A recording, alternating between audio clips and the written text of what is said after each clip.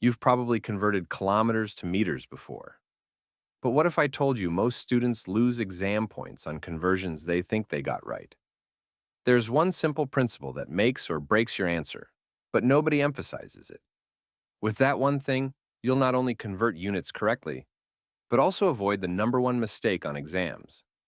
Let's dive into a surprisingly common error you've probably made and learn how to never make it again. Every measurement has two parts, a number and a unit. Without a unit, the number is meaningless. Imagine someone says, I ran 5. 5 what? Meters? Miles? Marathons? With this basic concept in mind, everything else starts to make sense. Here's the one thing students overlook. Every conversion factor is just a way of expressing the same thing in different units. For example, 1 kilometer is the same distance as 1,000 meters. That means we can use this relationship to convert between kilometers and meters without changing the actual distance. With this simple idea, dimensional analysis helps us convert units quickly and easily. Ever written down a number like 0.000000053 or 4,200,000,000? Your brain will thank you for rewriting that in scientific notation.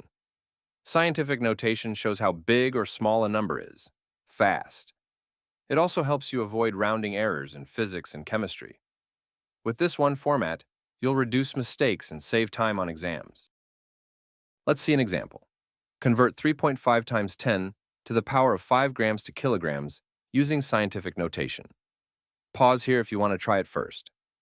Solution: 3.5 times 10 to the power of 5 grams times 1 kilogram divided by 1,000 grams equals 3.5 times 10 to the power of 2 kilograms equals 350 kilograms. We divided by 1,000 or multiplied by 10 to the negative third power. Let's see another example. A particle travels 4.7 times 10 to the power of 6 nanometers. Convert this to meters using scientific notation. Give it a shot.